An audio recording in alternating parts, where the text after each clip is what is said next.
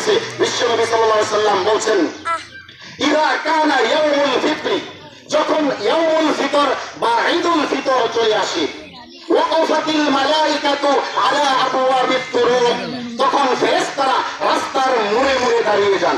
কোন রাস্তার মোড়ে? আপনি যে ঈদগাহে আসছেন সেই ঈদগাহের মোড়ে মোড়ে, ঈদগাহের রাস্তা প্রবেশ পথ কি একটাই না অনেকগুলো পথ রয়েছে? এরকম প্রত্যেকটা মোড়ে মোড়ে ফেরেশতারা বসে, তারা দাঁড়িয়ে থাকেন, তারা ঘোষণা করতে থাকেন। তারা কি বলেন?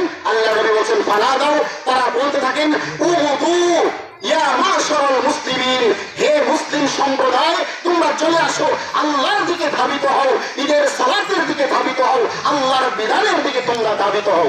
আলহামদুলিল্লাহ। কেন? ইয়া মাশারাল মুসলিমিন ইলা রাব্বিন কারীম, তোমাদের রব হচ্ছে অতীব সম্মানিত, তোমাদের রব অতি সম্মানিত, সেই সম্মানিত রবের দিকে তোমরা ধাবিত হও।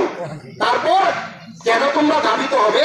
কারণ তিনি তোমাদেরকে অফুরন্ত বরকত দিয়েছেন, তিনি তোমাদেরকে পূর্ববর্তী মাস রমজান মাসে সালাতুল লাইল, কিয়ামুল লাইল আদায় করার, সেই দিনের বেলায় সিয়াম পালন করার, ইফতার সাহরি করার, বিভিন্ন রকমের ফজিলতপূর্ণ ইবাদত পালন করার তৌফিক দিয়ে তোমাদের উপর বড় ইহসান করেছেন।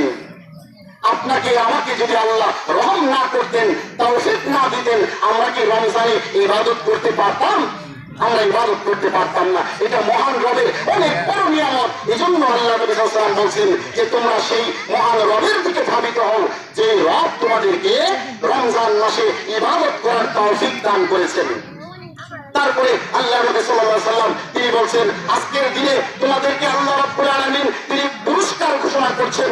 এরপরে আল্লাহ নবী বলছেন যে ফাইলা সাল্লাউ, এরপর যখন মুসল্লিরা সালাত আদায় করে ফেলে, তখন নাদা মুনাদি, অপর আরেকজন ফেরেশতা ঘোষণা করেন।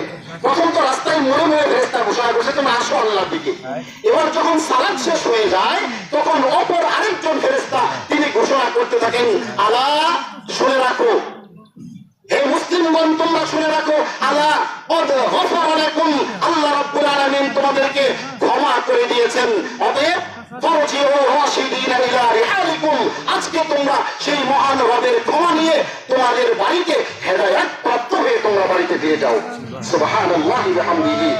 আজকের দিন হলো ফাহুয়া ইয়াউমুল জাযাইল, আজকের দিন হলো পুরস্কারের দিন। আমরা যারা সালাত আদায় করেছি, আমরা যারা সিয়াম পালন করেছি, রমজানকে আমরা যথোপযুক্ত মর্যাদা দিয়ে পালন করেছি, তাদের জন্য আজকে হলো পুরস্কারের দিন। সম্মানিত হাজরিন, আজকে আমরা পুরস্কার গ্রহণ করব মহান রব থেকে। পুরস্কার হলো মাগফিরাত, ক্ষমা।